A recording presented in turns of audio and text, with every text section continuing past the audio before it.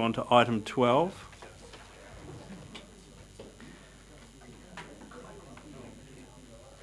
So we have,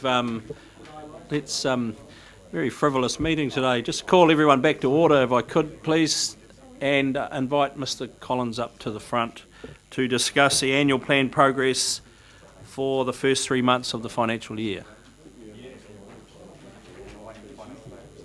So just order, everyone, please. Can we get back to the meeting? Thank you.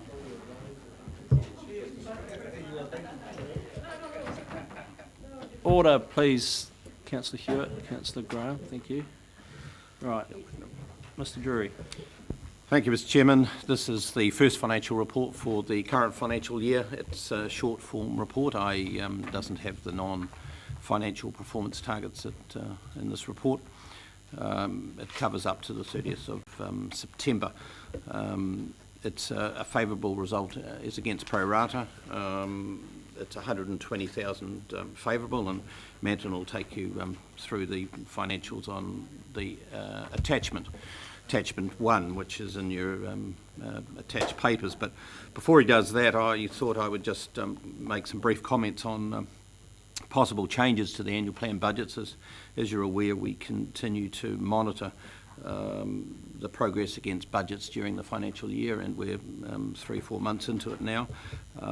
We certainly pay a lot of attention to fluctuations in regional income because they could be rather big figures.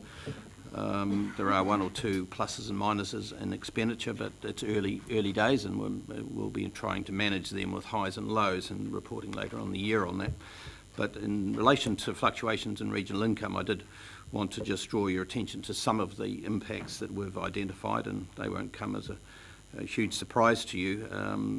The pressure on interest rates on councils' deposits is the big one. As it was last year, we have 65 million on deposit with the bank and the sale of land funds. You're aware why we've got there and that there and what it's put aside for potentially. So at the moment, I'd just like to say that the official cash rate, as you know, is moved down from 3% to 2.75%, and further decreases are predicted December 15 and January 16. There's a lot of debate out on that, but I think it's certainly not going to strengthen. It's going to possibly weaken a little bit more, probably next year now, early next year. Our bank deposits, I had a look through those. We have bank deposits of yielding 4.6%, which is excellent, down to as low as 3.65%, and they're the more current ones we've put on deposit. The annual plan took an average. Bear in mind that that's a figure 3 or 4 months ago, 4.3%, so there is some pressure on that average. So the outturn at the end of the year will be less than the 2.4 million in interest. Excuse me, Chair, can we ask questions as we go? Just on that matter, we've got the money sitting on deposit in anticipation of investing in RWSS. Would you be able to give us a figure of what it's costing per month for each month that the investment in RWSS is delayed and we're not actually getting a sensible return on investment because we've got to leave it sitting in the bank on reducing deposit interest rates? Yeah, Councillor, if you're referring to if it's when it is invested in the Ruatana, the yield is 6%, yeah.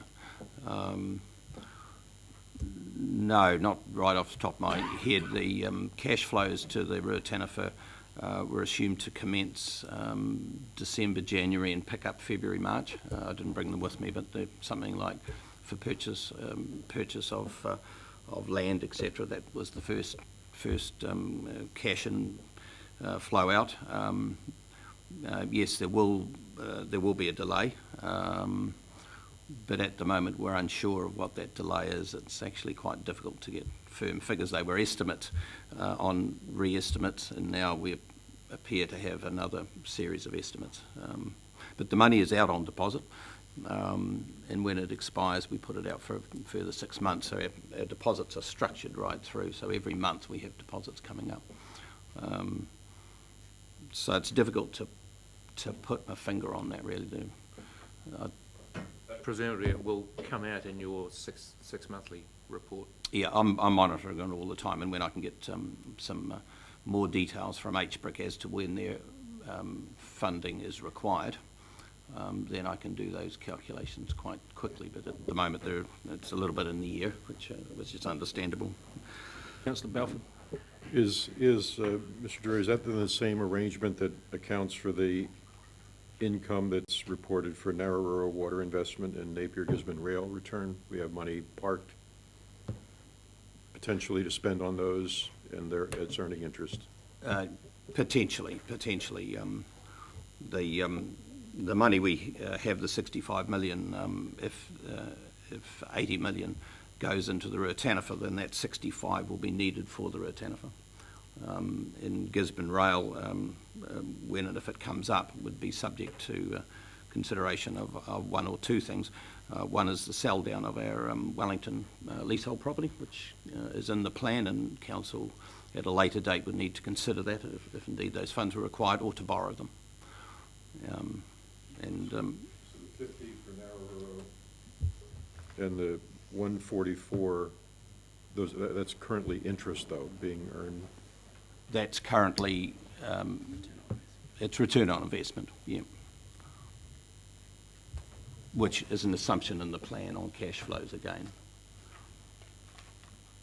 Yeah, these assumptions, I mean, like any plan, they do move around a bit.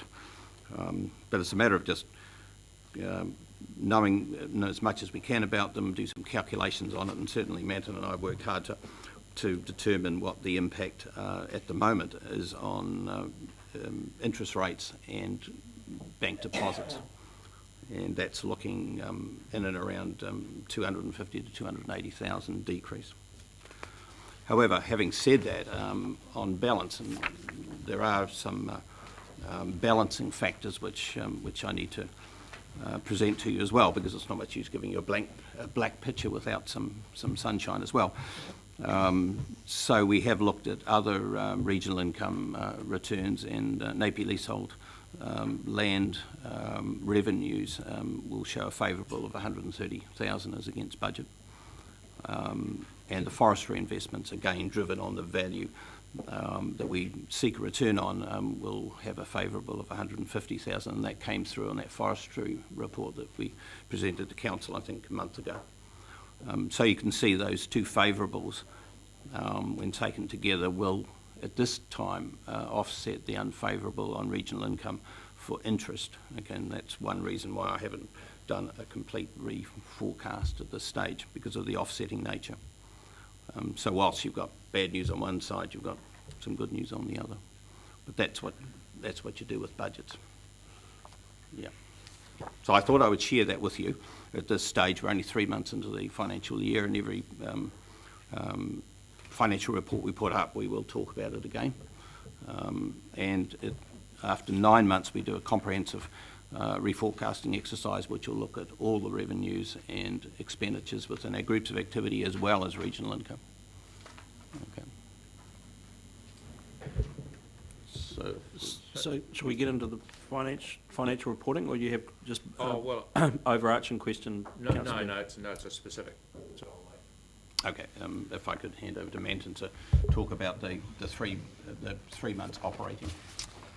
Right, good morning, and yes, we're 3 months through the next financial year. It seems the finance department's either looking forwards or backwards, or we are 3 months through, and it's really business as usual. We've presented the financial report in the same format as you requested last year, so we've re-looked at pro ratas based on last year's kind of flow through the year of income and expenses, use those. Again, tweaking with anything that's different that managers have come back with, and we are really just reporting on variances based on those pro ratas. So hopefully that will make sense. Please ask questions if you have any as we go through. The first, I guess, section A is just looking at our operating statements, how those groups of activities are looking, and overall most of them are on track, either over or under, but we're really reporting on anything kind of over or under 20,000 was the variance that we used. The only standout there is our strategic planning group of activity, and there's a note down the bottom on those variances from the management there. It is a staff variance. We've had 4 vacant positions in that area, which we have filled, and they're coming on stream in the next couple of weeks, if not already. So we've had obviously 3 months of vacant time there, so staff time. So on a pro rata, that's the variance so far this year. We're obviously looking at their workload and increasing that through the rest of the year with that extra staffing and potentially some contractors to get through their planning objectives. So we'll be able to see how that tracks throughout the year as we present to you. Everything else is reasonably on track. As Paul said, even the regional income down the bottom, we have looked at obviously on a pro rata with some of those ones that you've identified, such as the Napier Gisborne Rail and Aurora. We've prorated those out so that they were out the end of the year anyway. So at the moment, we would think we're tracking reasonably well. So again, we will see how those flow through and report back to you as we go through the year. The rest of the report is reasonably standard to what we give you. The only thing that we don't do at this stage is the narrations on projects. And obviously they've just started, but we will get those to you, I think, in the 6-month report, and then again twice more before the end of the year. So really, I guess it's if you've got any questions on the balance sheet or the cash flow or the scheme reserves and things like that, we can talk to those. Firstly, excellent result for 3 months, and the people in the operation division should be congratulated for that. The investment on the balance sheet, so page 13, investment in council-controlled organisations, 235 mil, 100 mil. Is that that's the port, revaluation of the port? Is it only the port? So that is the revaluation of HBRC, which we did at the end of last year. So the majority of that is the port. So that's it's HBRC's balance sheet. That's directly from HBRC's balance sheet.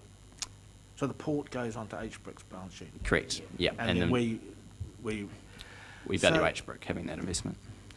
So when will you capitalise that investment in HBRC, that 12 mil? In the current assets? In the current assets, yes. So that is, I guess that's the decision on financial close. So you do that at financial close? I believe so. Yeah. Right. Okay. Yeah, so it's sitting there as a current asset. The auditors viewed it as a current asset until decisions are made, which we understand. And so it's sitting there until further notice. Because it's really not cash they could give us back, is it? So they, you know, and the rest of that is cash, really. Yeah, but we can't liquidify it. We can't. It's a current asset. You know, you can liquidate yeah. it quickly. Well, it's in current until we know whether there is going to be a successful financial close. And if there is, it has value. And then we decide how that value is structured, whether it's a continued loan or whether there'll be a further equity take-up in HBRC. And I think there's been some presentations. Oh, I always thought it was always going to be capitalised. That was my view. It was always going to be capitalised, our contribution. I understood that too. Unambiguous. Yeah, okay.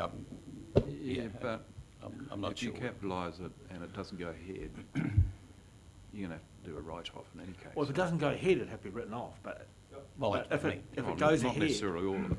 There's some residual value, but anyway. if it goes ahead, you're quite right, Councillor. It would it'll be capitalised. Thank you. Other questions?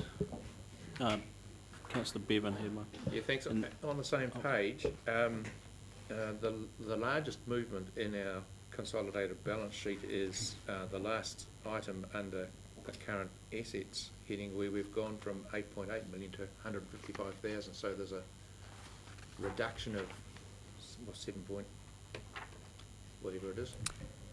No, it's actually it's 8.7 million nearly. Correct.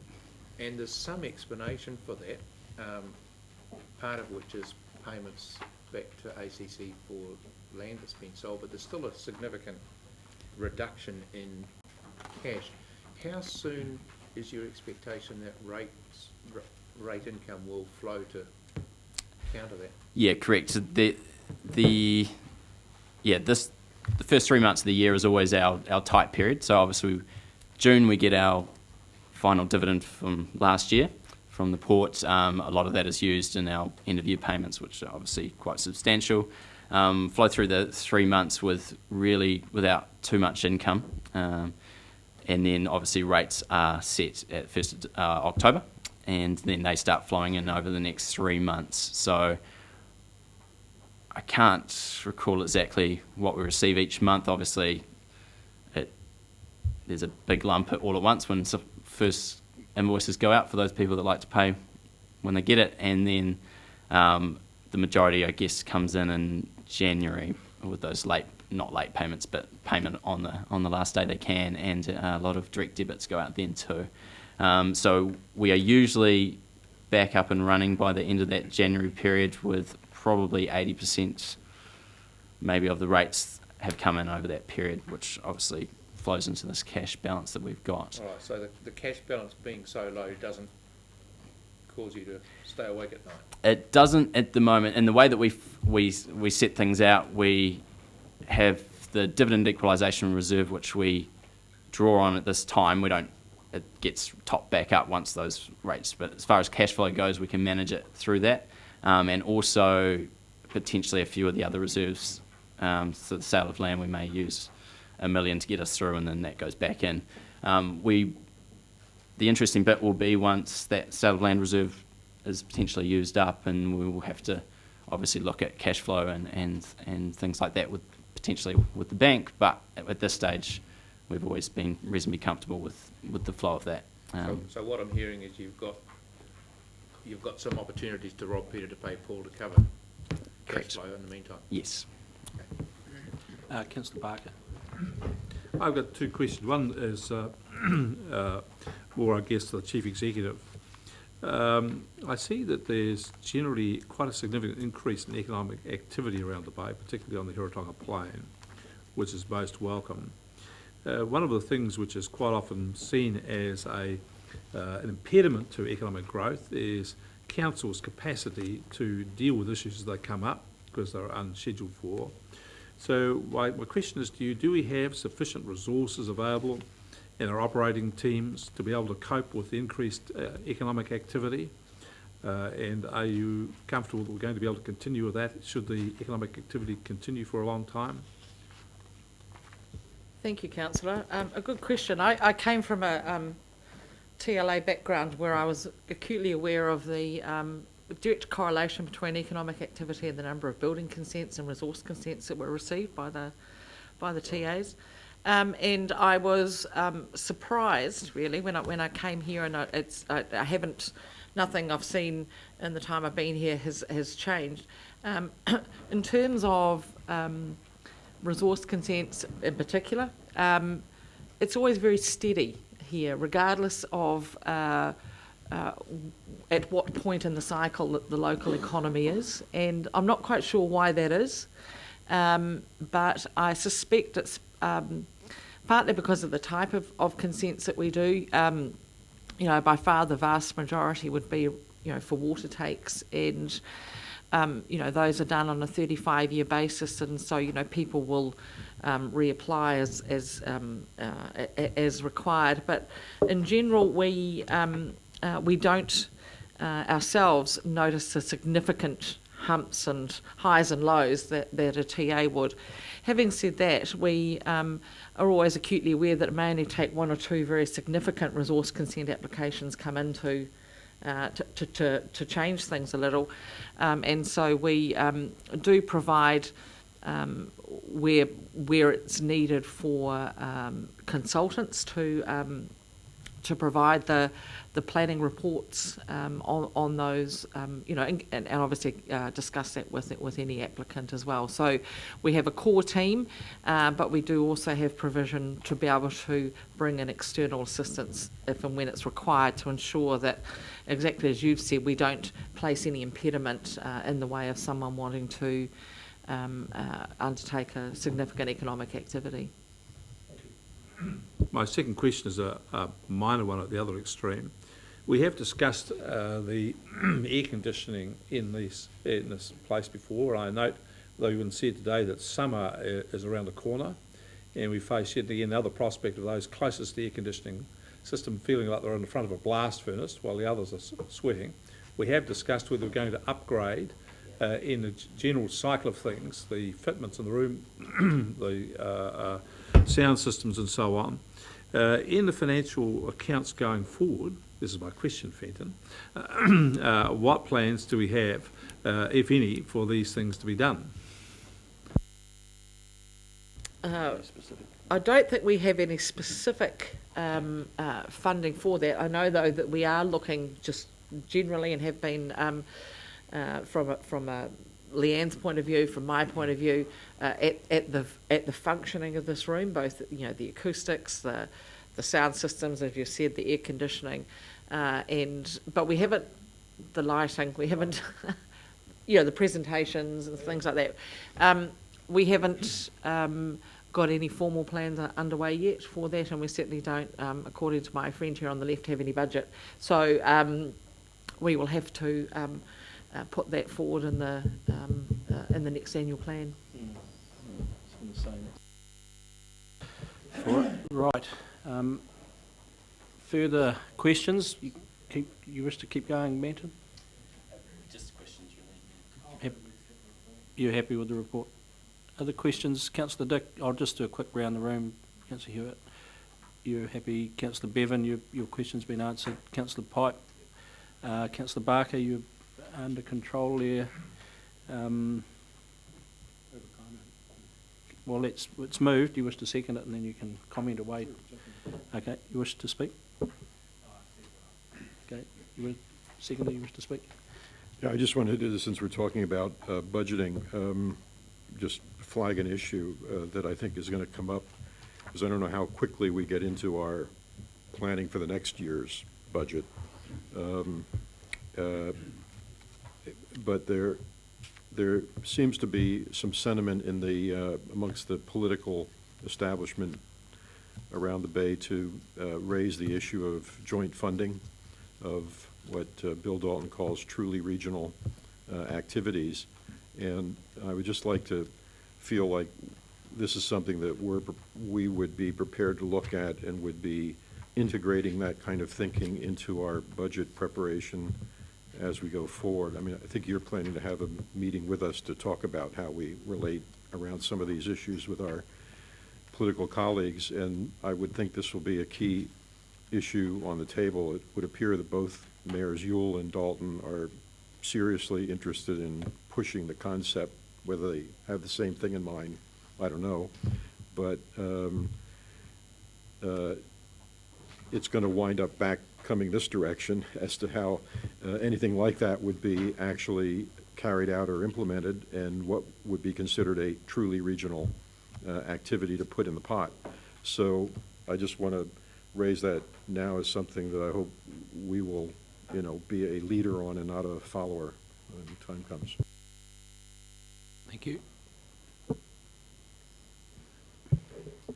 I've had ongoing concerns about significant amounts of capital just sitting around in short-term deposits. I think $65 million is a lot of money, and our policies constrain us in that regard, but I see it as an erosion of our policies, as an erosion of capital, and so it does concern me. Paul, I appreciate that it's difficult for you under the policies that you work with, so I just want to acknowledge that once again. Councillor Barker. It's not in the detail of the report, but one of the things I'd like to have down for another meeting, I presume best would be for Councillor Hewitt's committee to discuss, is a thoughtful report on the way in which this council manages its assets. And I don't mean that in the low level, I mean that in the high level. This council was blessed with two assets given to it. One was the port, and the other was the leasehold land. And these are assets which most councils have not got, but we do, and we have a successful port. And seems to me that we are eroding some of the value of these assets, like we're selling the leasehold lands and the leasehold lands being invested elsewhere.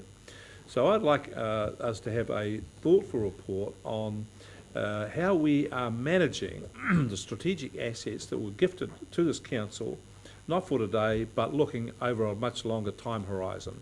So what would a prudent manager of an asset such as this do? What would be the options? For example, we are burning an amount of the capital by reducing rates from the shares of the port. That's a decision that was made a long time ago. Is that still a good decision? I don't know. I think we should reflect on that. If we weren't to do that, what else would we do? And I think we should have a very wide-ranging report looking at those big issues. At the moment, what we're doing here is managing the day by day. We're looking in front of our toes, and we're not looking at how we're going to be positioned 20, 30, 40 years' time, or even 100 years' time, which is what other entities with assets like this would be doing. So I'd like us to consider having such a report, and I think it would be appropriate for it to go to Councillor Hewitt's committee for just a discussion. Well, Mr. Chairman, on the other hand, it could be a precursor in workshop form to annual plan, upcoming annual plan. I need you to sum up. Yeah, thanks, Chair. Just in defence of our staff who have put these and have to manage these funds, if you look on page 18, it is a very considered investment profile. And after all, just in regard to Councillor Hewitt's thoughts about eroding capital, we have to leave that cash ready because we have voted overwhelmingly, not overwhelmingly, close, I guess, to put 80 million... 6-3. But nevertheless we did. We agreed to put 80 million into, or thereabouts, into the Ruataniwha Dam project, and they're going to have cash on hand because if next week they say they're ready to go, they're ready to go. So we don't have a choice, and if you take that into account that we don't have a choice, we've got to keep the cash on hand. Then there's some really considered thought being put in to how we allocated those investments, and I think it's a good job's been done. Thank you. Well, I'll put that motion in. All those in favour, please say aye. Contrary, no. Carried. We'll break for morning tea and come back and discuss air quality in 10 or so minutes.